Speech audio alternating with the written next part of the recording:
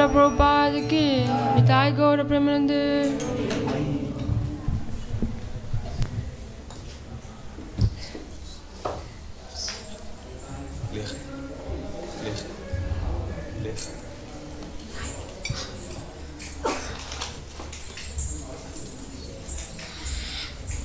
Hare Krishna. Welcome to our Sunday program at the Krishna Temple in Zurich. Herzlich willkommen zum Sonntagsfest im Krishna Temple. Jemand hier zum ersten Mal? Somebody here for the first time? Yeah? You too? My second time. Second time. Welcome. I come here every year. You come every year? I visit, yes, I visit family, so my second year to come here. You're from India? No, South Africa. South Africa. So welcome. So nice that you came. So today I have a very special Sunday program because we are celebrating the 50th anniversary of Srila Prabhupada's first visit to Switzerland. Srila Prabhupada is the founder of the International Society for Krishna Consciousness, and he traveled the world many times, I think 14 times. Yes. Yeah. If somebody knows, then it's our guest today. I will introduce him in a minute. And we just had 2 festival days on Friday and Saturday. We went to visit all the places where Srila Prabhupada came 50 years ago. And we are very fortunate that we have His Grace Srutakirti Prabhu with us today. Srutakirti Prabhu, he was present with Srila Prabhupada in 1973, 50 years ago, as Prabhupada's personal servant. So let us welcome Srutakirti Prabhu by loudly chanting Hari Bo. Srutakirti Prabhu is, of course, as you can imagine, direct disciple of Srila Prabhupada. He's originally from the US. And he has been traveling with Srila Prabhupada for 2.5 years. So I had a lot of personal association. And he will be sharing with us today a little bit. How much can you share in 1 hour? You know, 2.5 years of experience, but he has 1 hour. He can share with us his experience and bring Srila Prabhupada closer. And I also want to take this opportunity now to announce the program after the lecture because it's special. We made a few adjustments to the regular Sunday program schedule. So we have the lecture till 5 approximately, then there will be prasadam.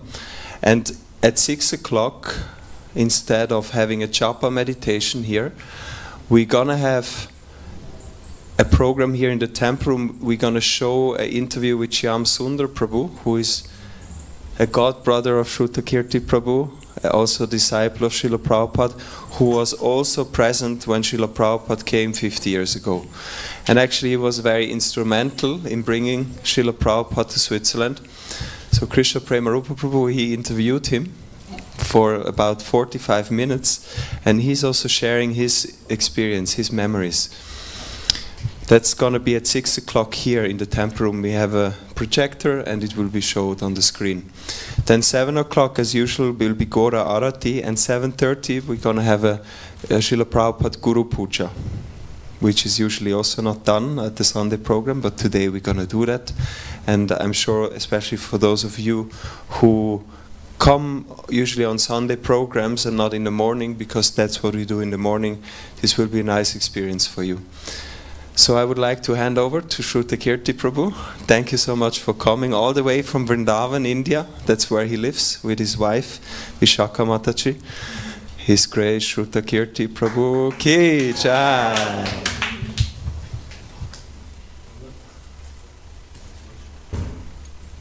Braucht jemand eine Übersetzung vom Englischen ins Deutsche? Gut, Hare Krishna.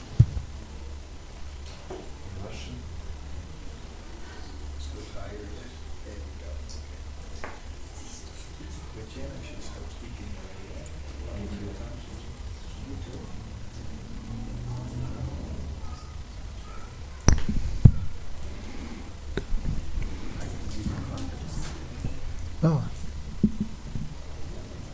What time does this go till? What time do I speak till? usually go up to 5. And then I should start speaking. As you said, we only have 1 hour. Now it's 47 minutes. So, but I have been speaking. Actually, this is my 3rd time today, and yesterday there was a few times, and so there's been about 6 hours of speaking going on over the last few days. Anyway, I want to welcome everyone here to the Sunday feast, including myself and my wife. As he said, we came here for a very short time, 5 days, and getting here, it took 24 hours to get here, and then Tuesday we'll be going back. That will be 24 hours. And we were wondering why, we understand as devotees, we always say everything is up to Krishna. Prabhupada told us how his spiritual master, when they would say something, he would say, if it's Krishna's desire, then we'll do it. So there were different trips. Even today I was asked about going to Germany from here for a few days. And I said, well, we're heading back to Vrindavan. We have our service there too. Like I see here every day, those of you who are just coming every now and then or on Sundays, there's however many devotees there are, 1-2 dozen devotees are taking care of everything here every day so that all the guests, they can be received nicely. I just did some checking in on the airlines. It's Etihad, and it said, become a guest. It's a big deal to become a guest. So to be a guest here is a very fortunate thing. And as he said, I'm here specifically, the reason I came after Krishna Premarupa Prabhu, who's over there, we've been emailing one another for 3 years, about 3 years now, about my coming here at some point, and other things. And we had a few classes online. But it all came to this 50th anniversary. Devotees in Vrindavan there's always festivals going on. And from the very beginning, when I went with Prabhupada some 50 years ago, the first time I went to Vrindavan was 1972, so just over 50 years ago. And to go to Vrindavan is quite an experience. It's very different. Of course, India is very different. Every culture has differences.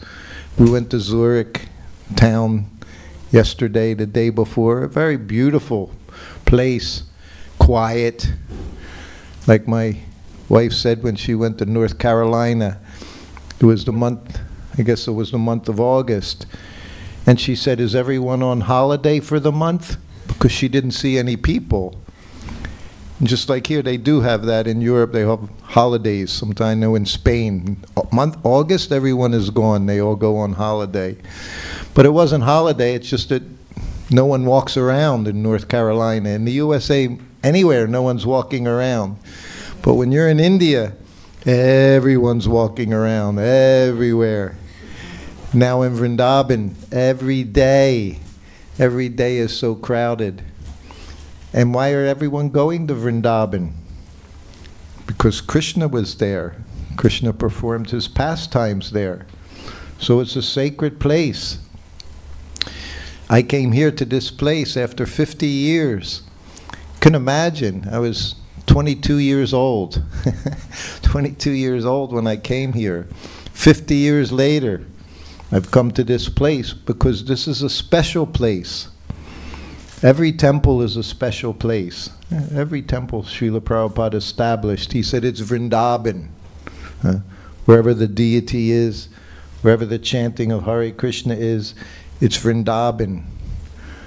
But then there's other levels as well. We say in our philosophy, Achintya Bheda Bheda Tattva. Simultaneously there's oneness and difference. So Vrindavan, all our temples, they're Vrindavan, Vaikuntha. But then Prabhupada said Vrindavan. He said, you do 1% in Vrindavan. What does it become? 100 times, 100%. He said everything. you perform transcendental devotional service, becomes 100 times in Vrindavan. But he also said you perform sense gratification in Vrindavan, that also becomes 100 times to your detriment. So to be in Vrindavan, one has to be one has to be very, very careful. The same thing, we come to the temple to be able to do service. We came here because this place is a Prabhupada Tirtha. It's not just ISKCON Zurich, it's that also. But Prabhupada came to this place. We know, we were all speculating the other day. Prabhupada must have driven past this place because he went to that hotel where he stayed, which is just around the corner. Like 2 minutes down, you take a turn around, that's where he stayed. And to get there, he had to pass this place as well. He saw this place. These things, nothing is by accident. You know, Prabhupada, one of our most famous temples in the world, in India, is Juhu. Some of you may have heard, if you're familiar with our ISKCON Juhu temple. Prabhupada has 3 main temples he set up in India.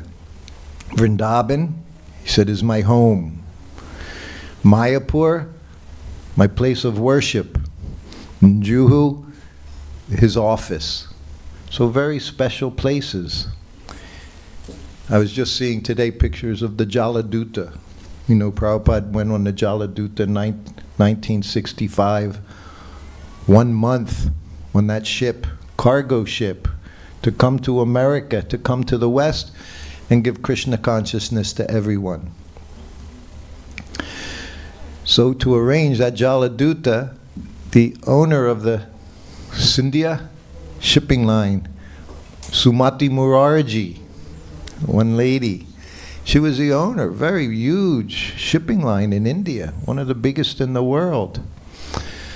So eventually Prabhupada went to see her, and she arranged passage for him after telling him different times, I don't think it's a good idea, you're so old, 70 years old, going on a cargo ship for a month to go to America. But that was the order of his spiritual master. He visited her in Juhu. The place he visited her was just a block away from the temple. When Prabhupada visited her, and this was in the few years before, 1962, 1963, he saw the place that became the Juhu temple. And this was a dozen years before they bought the property. But he saw the place and he thought, oh, what a nice place for a temple. It was a fishing village. It was far from Bombay. All the locals were telling him, you make a temple in Mumbai. Why you want to make a temple here in the middle of nowhere? Nothing but fishermen, mosquitoes. And that's all there was in Juhu. But Prabhupada had a different vision. And we see that again and again. Our temple in Vrindavan. We know we have his book, Srimad Bhagavatam. In the 10th canto, just towards the very end, just before he left, one of the purports, Srila Prabhupada wrote, a devotee had a desire to build a temple in Vrindavan. And Krishna fulfilled that desire. He didn't say, I had a desire. Prabhupada had such humility. I gave a class a little earlier. We were talking about Lord Nityananda, Lord Chaitanya Mahaprabhu. When Prabhupada was in Caracas, he said, Lord Chaitanya, Lord Nityananda, they've traveled so far to be with you. It was he who traveled so far. But he didn't say that. He said, Lord Chaitanya, Lord Nityananda, they also. But Prabhupada traveled around the world 14 times. Every place he went, devotees are there. A temple is there. Just before the lockdown, the big lockdown of 2021, I guess it was 2021, we went to South Africa. We're from South Africa. We went there. We went to Johannesburg. We went to, what is the city, in the main city down there? It's South Africa. Durban. Pietermaritzburg, Pretoria. Good Pretoria. No, right on the ocean. Cape Town, Cape Town. Yes, Cape Town. So we went to all those places, Johannesburg, Cape Town. We went to this one little spot. He was in Durban. And then he traveled 1 hour. He was invited to this one place an hour away. I don't even remember the name of that city. He gave one lecture there. One 1 hour lecture. There's a temple there. Yes. So we wanted to go to all these places to see what Prabhupada had done. You know, in America, growing up, we had that, what was it called, Johnny Appleseed. You ever hear of Johnny Appleseed? Well, you can imagine what he did, right? His name was Johnny Appleseed. He would, everywhere he go, he would put his apple seeds. Trees would grow. This is what Prabhupada did. Everywhere he went, he planted seeds. You didn't see him necessarily physically planting seeds, but just by his presence, just by his walking around, not even having to chant, just his walking. I always mention how much I wanted to go to Russia. I joined April 1971 is when I moved into a temple. And everyone, they would talk about Srila Prabhupada. He went to Russia. He went, we called it the Iron Curtain. You know, it raised in America is all we knew. They were commies, the communists. And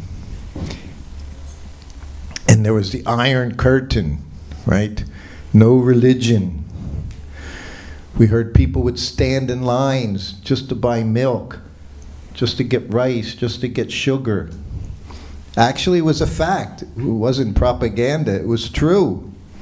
Prabhupada himself, he went there with Shima Sundar, my godbrother, as he mentioned, at Aravinda.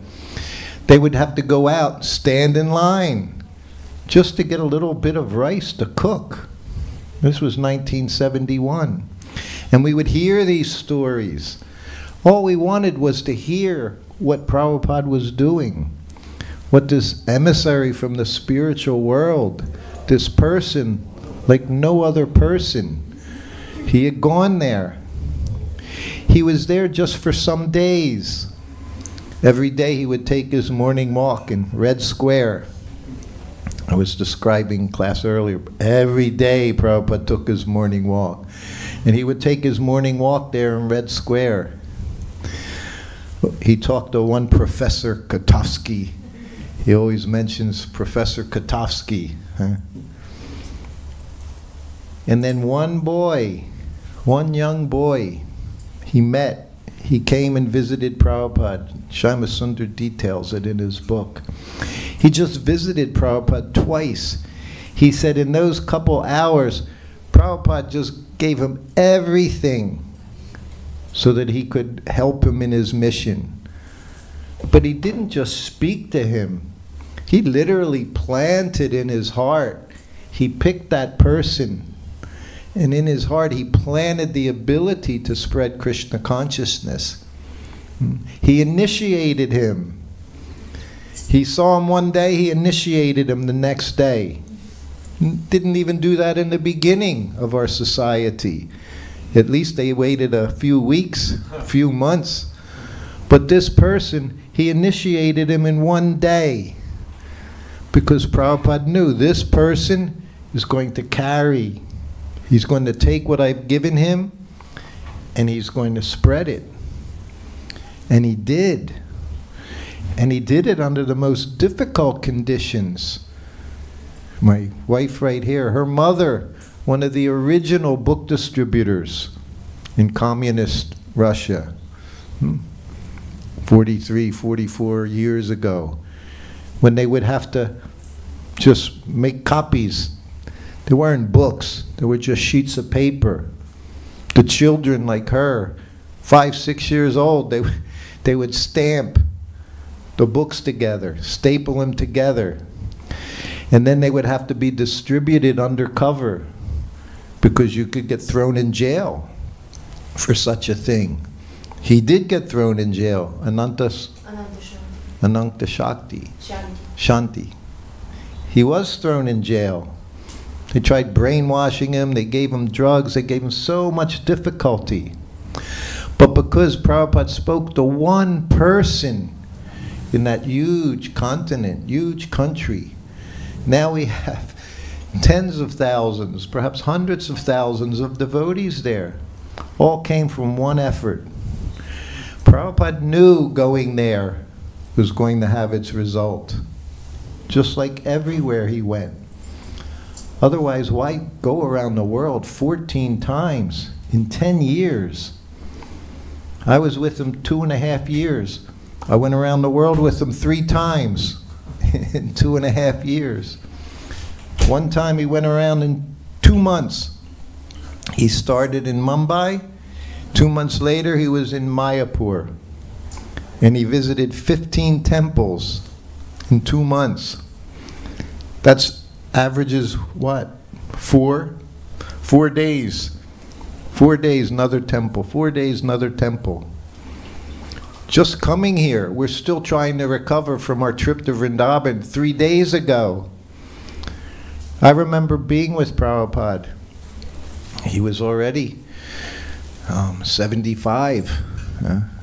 If you want to calculate material time. 75 his body. We would get tired then being with Prabhupada as he traveled around the world. We would get tired then. We were 20 years old on the morning walk as Prabhupada would walk back and forth, up and down the sands on the beach, this park, that park. And everywhere he went, he was giving Krishna to others.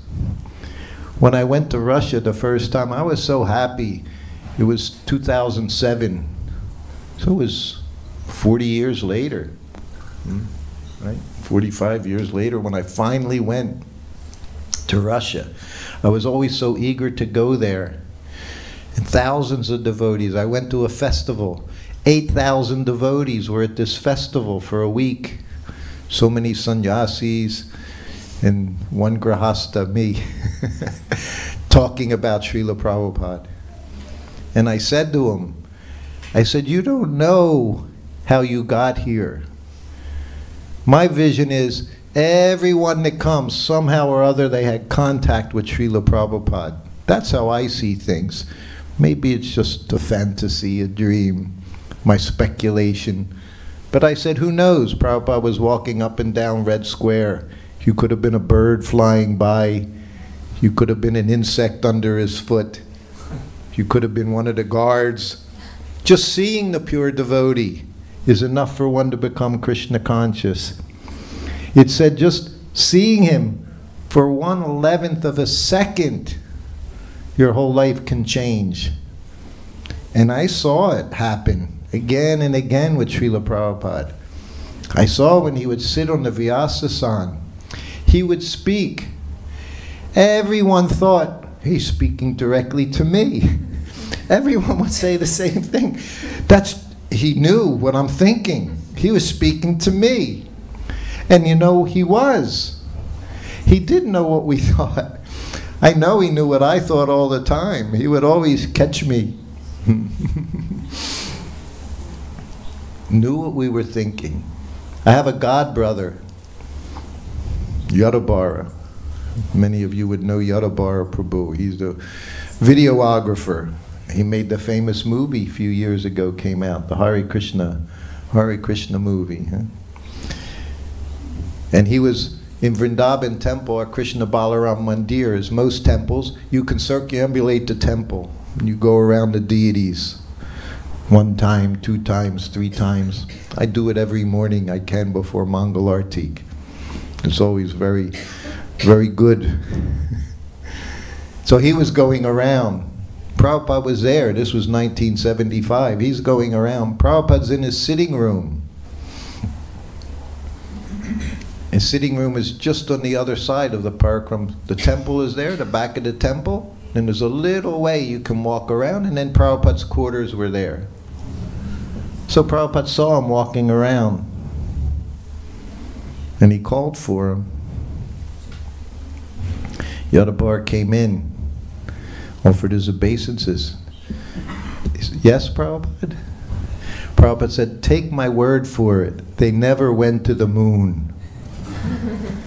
Yadabar is walking around chanting, and he's thinking, so many devotees, we always wonder, come on, we saw them go to the moon. Now you can see Avatar, right? Blue people, they got sikas, everything. Avatar, they're avatars. Is it real? Of course it's not real. Prabhupada saw the moon landing on TV. He was in London, Bury Place Temple in London. Everyone's watching. He said, "You have seen King Kong?" He was talking about the original King Kong movie. I think it was 1939 or something it came out. Even then they had Big Ape on top of the Empire State Building swinging around, knocking planes down. He said it's like that. Prabhupada, all his information came from Shastra. This is the potency. Potency for a devotee is following everything your spiritual master tells you. Prabhupada always said that. Don't change anything, don't add anything, don't subtract anything. And I got to see that with him. He would say his spiritual master gave him this instruction, this instruction. I was with him 1973. Prabhupada arrived in Mayapur. Mayapur is the basis of Gaudiya Math temples, the home appearance of Lord Chaitanya. Mahaprabhu appeared there.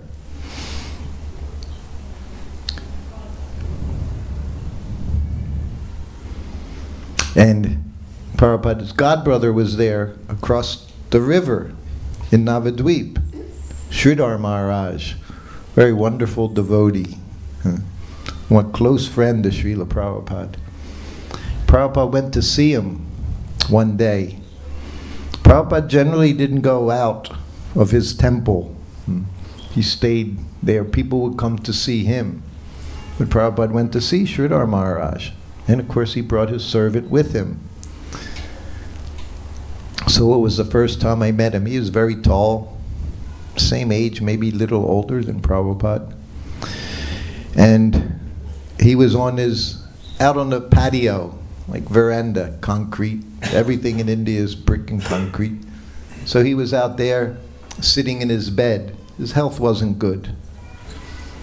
So Prabhupada came, and they exchanged hugs, laughing, smiling, and talking. And then Prabhupada started talking in English. And he told Sridhar Maharaj, he said, we're doing so much in the West, just as our Guru Maharaj wanted. He said, every day they're distributing tens of thousands of books. He said, Srimad Bhagavatam, Bhagavad Gita, every day they're distributing my disciples.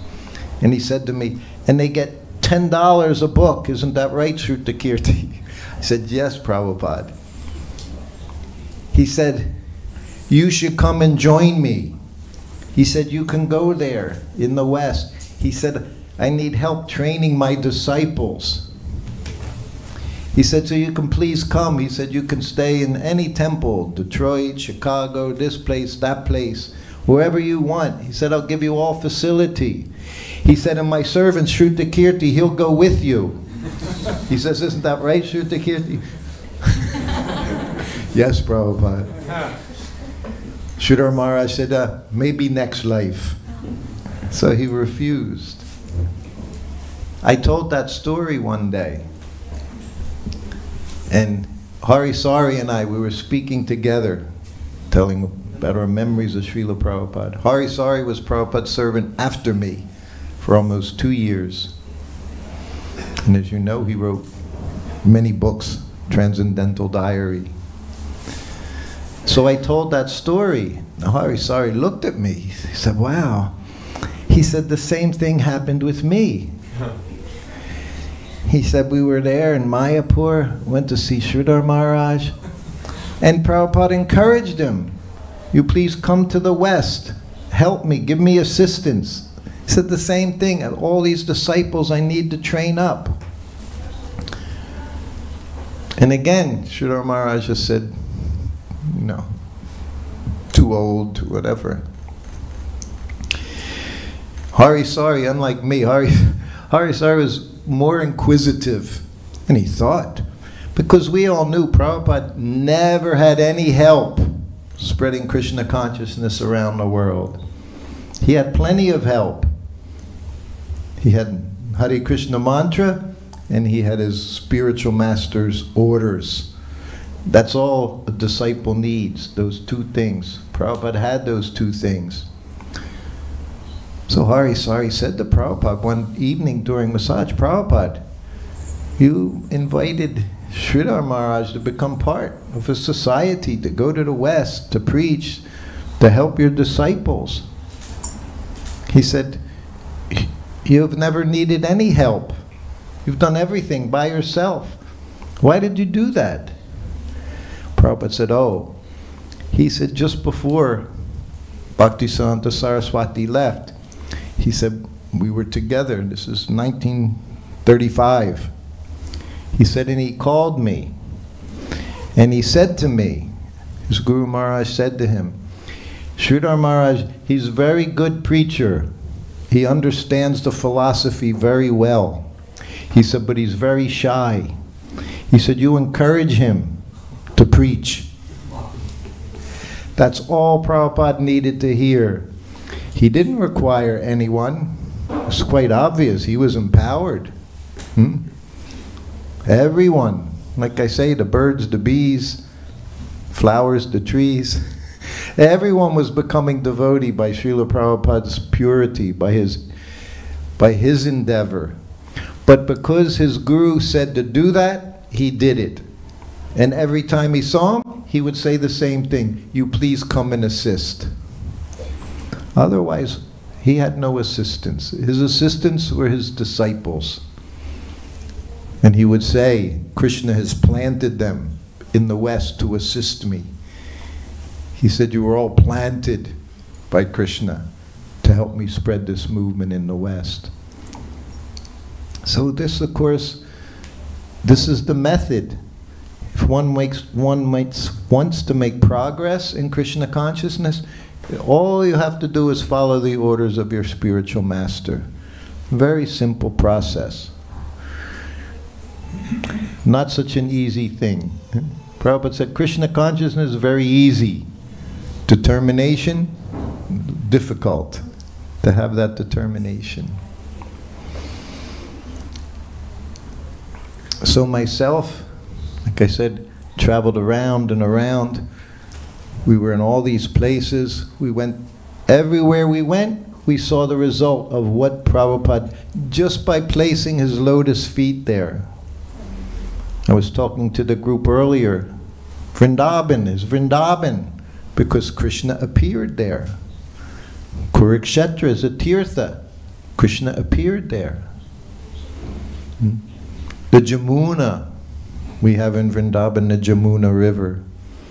Prabhupada said the saintly persons, they go there, take bath in the river to ease the result of all the sinful activities of everyone that goes there. So this shows the power of the pure devotee. So just his going somewhere purifies that place. So this is such a place. Huh? Zurich is such a place. Not an ordinary place. Otherwise, why come here?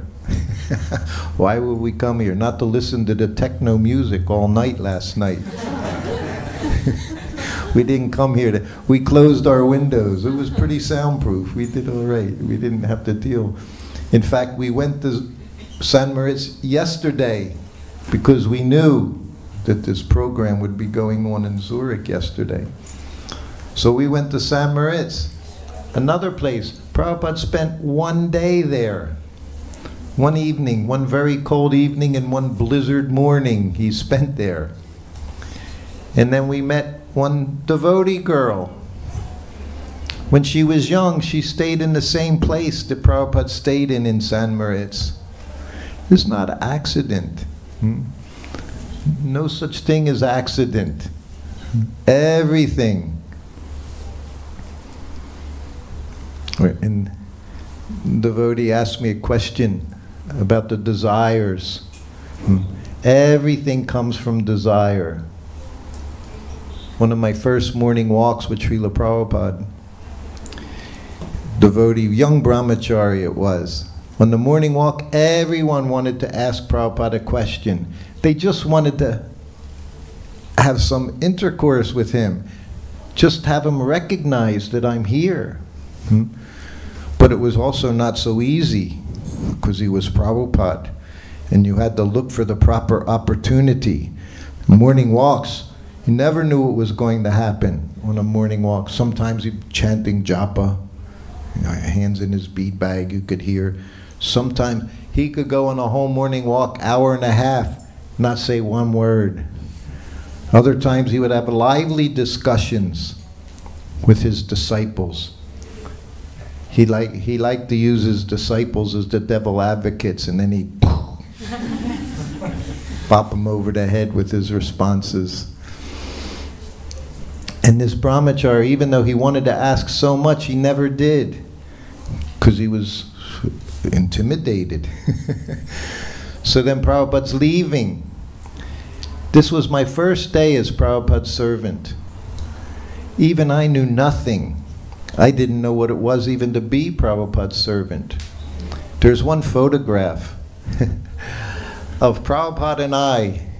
We both have our hands on his chadar, raw silk chadar. And I just saw that photograph for the first time a few years ago, from 1972. I just saw it 50 years later. I saw this photograph. We're both holding his chadar. You know what it is? Prabhupada was on the morning walk, and as the sun got up, it got warmer, like it's feeling here.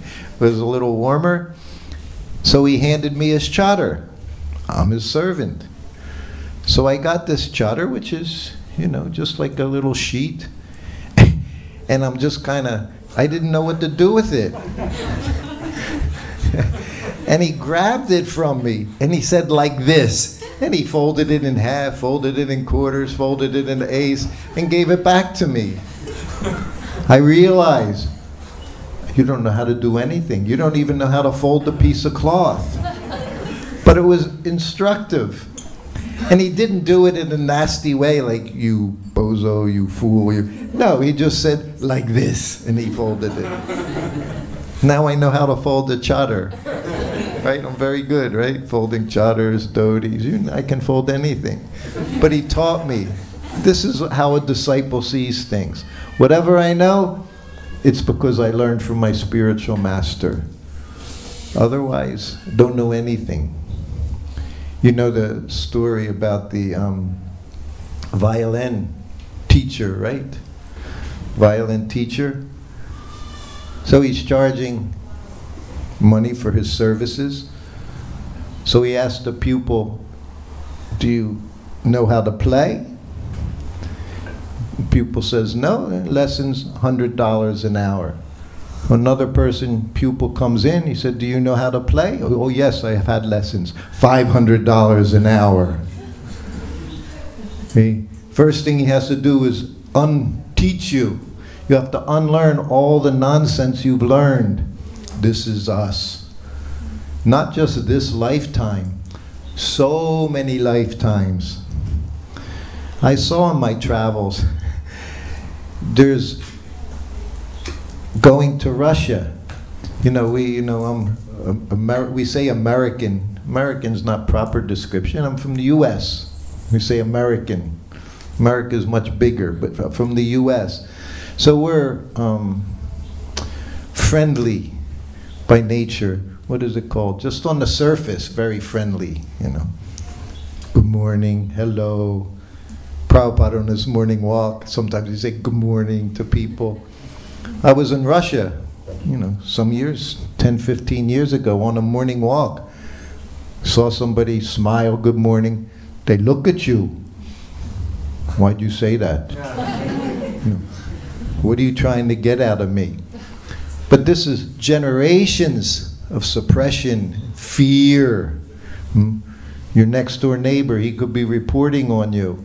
And it's not just through one lifetime. This comes through many, some scars, many lifetimes. We develop certain tendencies. I remember I went into one flat. Oh, going up the stairs, it was so nasty everywhere. This was in Ukraine years ago. It looked like very dilapidated. Then I opened and the outside of the door looked the same. I opened the door and it was like a palace in there. Beautiful. But no one could know. I asked them, what do you do for a living? If you're in India, you don't even ask them. They tell you. They tell you what they do for a living. They tell you how much money they make. They tell you their wife's name, the mother's name, father's name. My son, he's doctor. Daughter, she gynecologist. Things you don't even want to hear them tell you. But that's a different culture. Prabhupada said when he went to America, he said he studied the American psyche for a year in order to preach to them. Within my first 2 weeks as his servant, one of my main services was giving him massage before lunch. Took full massage with oil. Head was sandalwood oil. He said you have to keep a cool head. The sandalwood oil's cooling. The rest of the body, mustard oil. So I'd only been with him a week or two. I'm just learning what to do, how to be with him, how not to get in trouble with your guru. And I'm behind him giving him massage. And in front of him is my godbrother who's been there some years, from the 60s, Burjan Prabhu. Prabhupada's headed to India for the month of Kartik in Vrindavan. 1 month, Kartik, it was mid-October it began. So he's meditating on that. On the airplane, as we were going, he said to me, he said, we're going to Vrindavan for Kartik. I didn't even know what Kartik was. None of us knew much. He said, so there, he said, every day I'll give class from Bhakti Rasamrita Sindhu, the Nectar of Devotion. He said, and you read from it. He said, and I'll stop you and I'll make comments. So he had a plan of what he was going to do. Now he was in Thailand. Went from America, already in Thailand. We're almost to India. And Burjan's sitting there, and I'm behind Prabhupada. I'm rubbing his back. And he said to Burjan, he said, we're successful. Our society is successful because we have allowed women into the temple. He said, I studied and I saw in America men and women always mingling.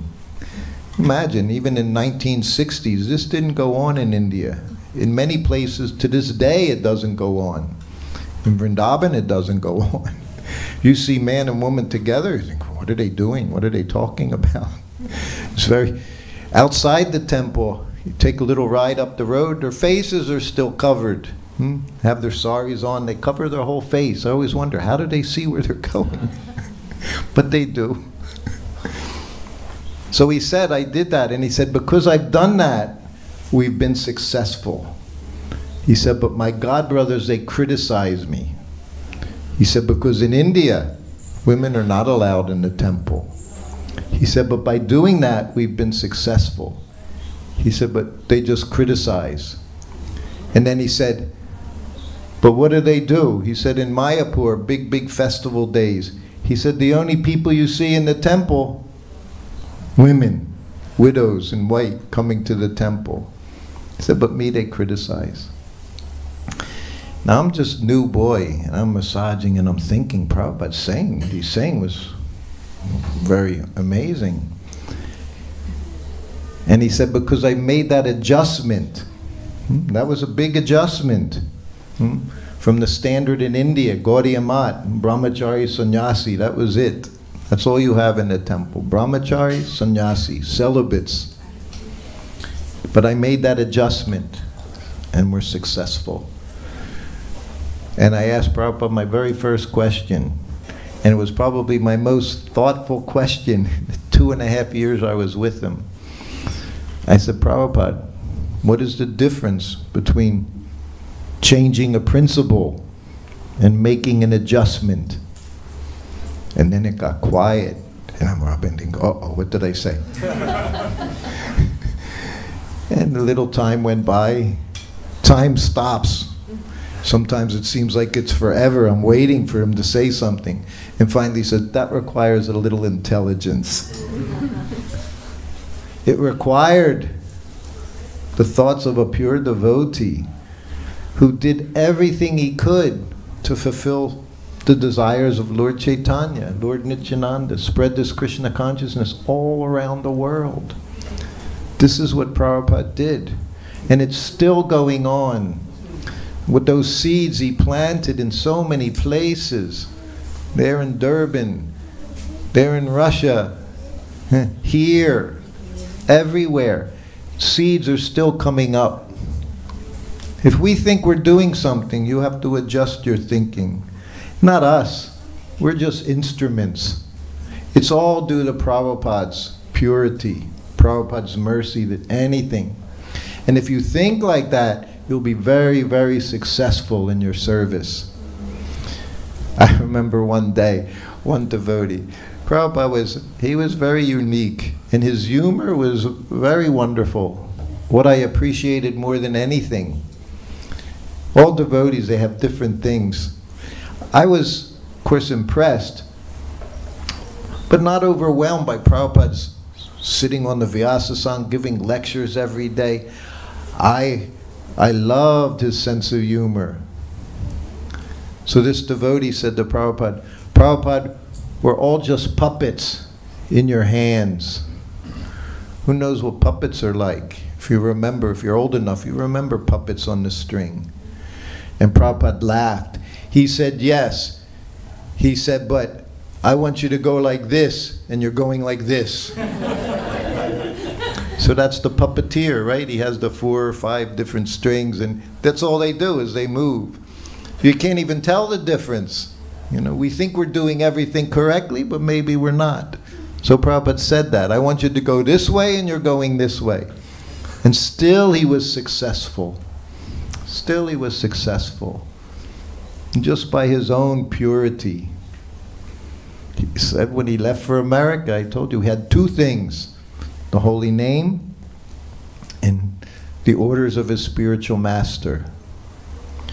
When he received sannyas initiation from one of his godbrothers, and another godbrother was there, Krishnadas Babaji. He's also very famous, even within our ISKCON society. Wonderful kirtan, bhajan, constantly chanting. When he would see Prabhupada's disciples, he would just go, Hare Krishna. All he ever said, Hare Krishna. So he was at Prabhupada's sannyas initiation. So during this time, they're having the fire, the yagyas going on, and different mantras being chanted, all these things. And Krishnadas Babaji, he saw Prabhupada, and Prabhupada had his hand in his bead bag throughout the initiation, chanting the Maha Mantra on his beads. Hare Krishna, Krishna Krishna, Hare Hare, Hare Ram, Rama Rama, Hare Hare. Whatever else was going on, Prabhupada was chanting. And Krishnadas Babaji, he told one of Prabhupada's disciples, when I saw that, I knew he was going to be successful. He was going to be the person that brought Krishna consciousness to the West, because he had complete faith in the holy name. And then 1975, we're having our 50th anniversary, the opening of Krishna Balaram Mandir in Vrindavan. You all have a personal invitation to come there to this grand festival. 50th anniversary. I was there the day that temple was opened, the day the deities were installed. Oh, they had big elaborate yajnas, fire sacrifices, 3 days going on to install the deities. They brought Brahmins from South India. Afterwards, Prabhupada was in his room. He said, all we have to do is chant Hare Krishna. He said, we did all of this, he said, for the people here in Vrindavan, so that they accept us as being bona fide. But he said, the only thing necessary, chant Hare Krishna. That was Prabhupada's mood. Hare Krishna. And this is what he gave us. You chant Hare Krishna. Devotees chant 16 rounds. Follow the principles. He sent one letter to a devotee girl, Bhaktivedanta Manor. And this was 1973. They're having their 50th anniversary next month, Prabhupada's installation of the deities at Bhaktivedanta Manor. So he was there for over a month, back in 1972, 73. And every morning he would go on the walk, his morning walk, just near the manor. And of course, mostly is all brahmacharis, sannyasis, big book distributors like that. The ladies, the Matajis, they would go and clean Prabhupada's room. They would be cooking the offering for the deities. They would be taking care of the deities, bathing, dressing the deities. This is all the ladies were doing. The men are going on the morning walk. And this one girl, she was young at the time, just a teenager. So she was cleaning Prabhupada's room every day. And after a month or so, Prabhupada left. And then a month later, she gets an aerogram. If you know what an aerogram is like a sheet of paper, but it's your envelope, it's everything. It's what you write on, because mail, the lighter it was, the less it would cost. So from India, he sent her an aerogram, Prabhupada. So there's banging on her door. She's at the manor. You have a letter from Prabhupada, open the door, you have a letter from Prabhupada. So she opened the door, she said, I never wrote Prabhupada. If you wrote Prabhupada, you got a letter in return. Guaranteed, 100%. If you wrote him, you received a letter. She said, I never wrote Prabhupada. You have a letter from Prabhupada. So finally, I gave her the letter. And she opened it up. It said, my dear daughter, please accept my blessings. Thank you very much for cleaning my rooms while I was at the manor.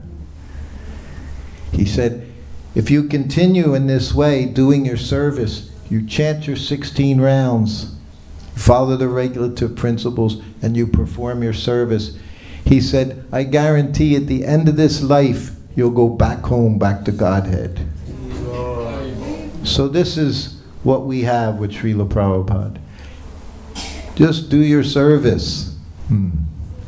Everything else will come. Don't have to be impatient. Everything will come in time. Now, after so many years, I'm there in Vrindavan. I finally understood Vrindavan's my home. Prabhupada said it's his home. I'm his personal servant. I still think I'm Prabhupada's personal servant. We're all Prabhupada's personal servant. So take advantage. Follow this process. One day it was in Australia. Prabhupada was in Perth, Australia, staying at one of the devotees' parents' vacation cottage. Perth is right on the west coast, right on the ocean. And they had a swimming pool there. So me as an American boy, we all know how to swim. If you're American, you know how to swim, you know how to drive a car. By the time you're 16, you're driving a car. And you know swimming. You like the ocean, you like the lakes, whatever, water, rivers. So there was a swimming pool there. So I'm Prabhupada's servant, which means I'm outside his door 24 hours a day. When he rings the bell, the servant has to answer it. So Prabhupada took his lunch, After lunch, he would take a short nap, literally 15, 20 minutes. So I thought, I'm going to go for a swim.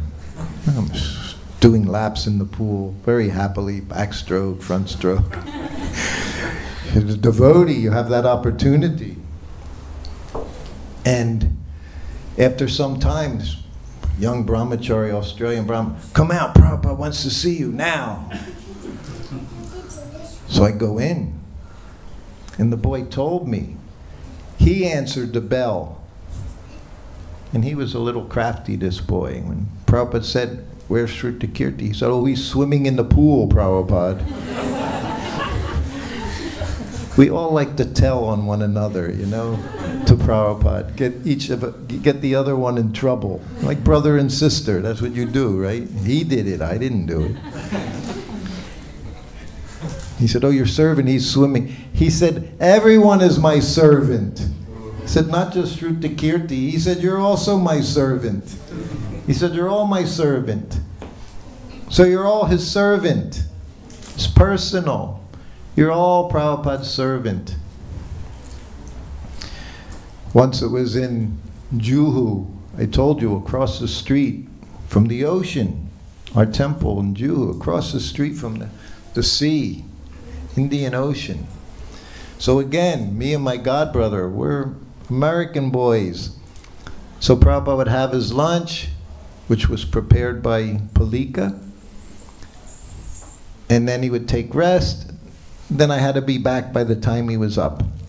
So the three of us, myself, his secretary, and his Sanskrit editor, we would run to the beach across the street. And it's like 40 degrees out. And no one's in the water except us, because we're crazy Americans. They're all not even on the beach, it's so hot out. But for us, it was an opportunity. When you're with Prabhupada, you're busy all the time. So we're going, and we're coming back each day, come back in time before Prabhupada's up and rings his bell. So after a few days, the Sanskrit editor said, I have too much work to do. I can't do this anymore. Well, okay. So then me and the secretary, we're going every day. And then finally he said, I have letters to type. Prabhupada's dictating all these letters. I can't go. Me, I didn't have anything else to do except wait for Prabhupada to ring his bell. So I'm thinking, okay. So I'm still going there. It wasn't even really attractive. The water didn't look very nice. It wasn't blue. Like in Hawaii, it was brownish looking. No waves, things floating in it. But it was an ocean. Now I'm going. So one day I come back. I go into the room. And the secretary, Paramahamsa, says to me, Prabhupada wants to see you and he's really mad. I thought, ah. He said, he asked where you were. We told him. You're at the ocean swimming. I thought, ah, Krishna. So the bell didn't ring, but I go in Prabhupada's room. I offer obeisances, and I'm right here beside him. I'm not in front of the desk, which is formal. I was beside him, very intimate. And I offer obeisances, and I sit up, and he looks at me, because he didn't call me, so he's looking at me. Yes? I said, and I'm trying to think how to do this without increasing the trouble I'm in. I was very devious. I said, you wanted to see me? No. He's playing with me. You know, cat and mouse. He's just playing with me now. No. I said, oh, I said, Paramahamsa said you wanted to see me. No. So I have to go further. Instead of just saying, okay, goodbye. No, we have to find out what's going on. I said, well, he said you were upset. I was going to the ocean and swimming. Oh, he said, oh, you're swimming? I said, yes. I said, all of us were going, but then they had other service for us. I was going. He said, oh. I said, you're not, it's okay? He said, yes, swimming is Vaishnava activity.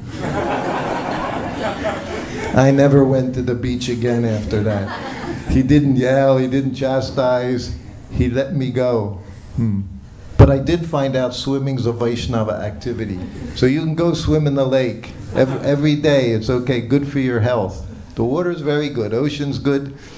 One ocean, I think, is good for digestive reasons. The fresh water is good for your circulation, everything.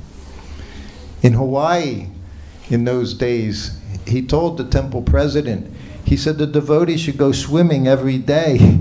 The temple president, Prabhupada, he said, if they go swimming every day, we're not going to get anything done. He said, okay, well, at least once a week they should go swimming. Prabhupada was very kind, and he was also very practical. These are good things to do.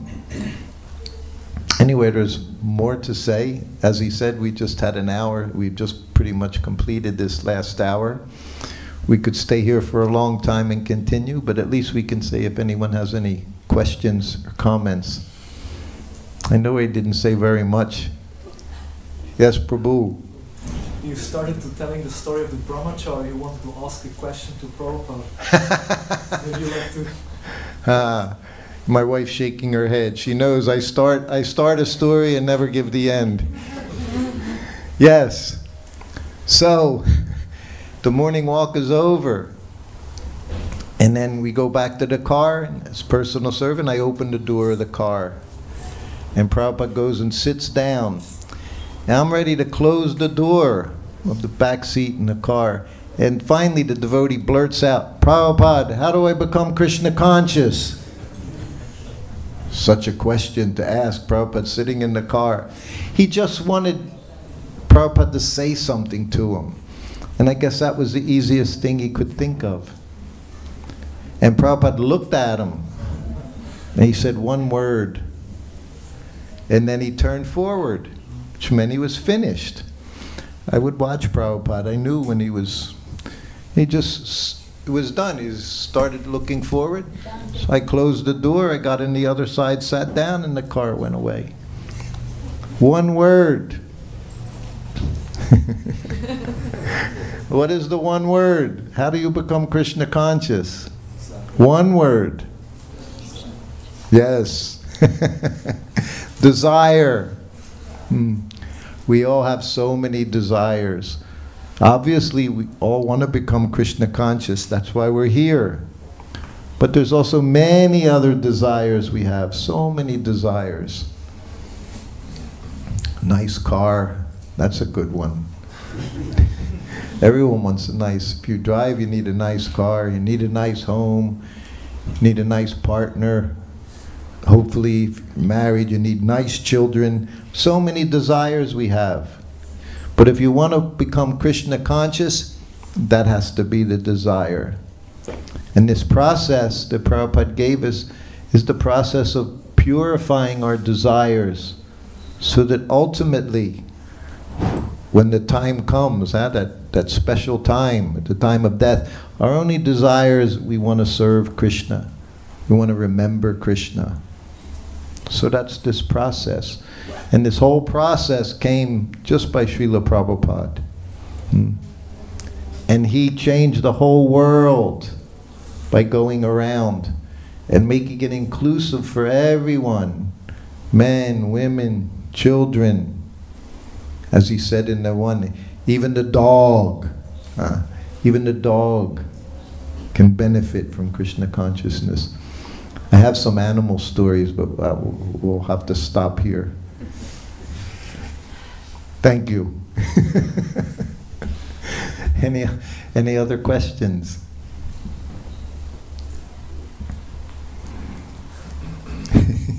Yes, Mataji. Thank you, Srutakirti. Prabhu, you mentioned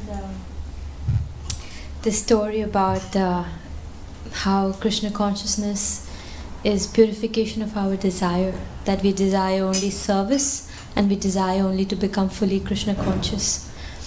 And I was thinking of how for young devotees we may desire to become Krishna conscious and we may also desire more and more services, And Prabhupada also says how it's automatic, this purification. But sometimes if I introspect, I feel like there are a lot of other desires also. And how does it really work when it hand in hand, that you can strongly desire service but also have other attachments? No, when we were young, back in those days, there were so many analogies that we could understand that Prabhupada would tell us. And one of them was when you have the jar of ink and you just start pouring milk into it. You just continue to pour milk until eventually all the ink is gone. So our process, in a way, it's not a negative process. It's a positive process. It's one of, like you say, adding service. And the more service you add, gradually you'll just become satisfied.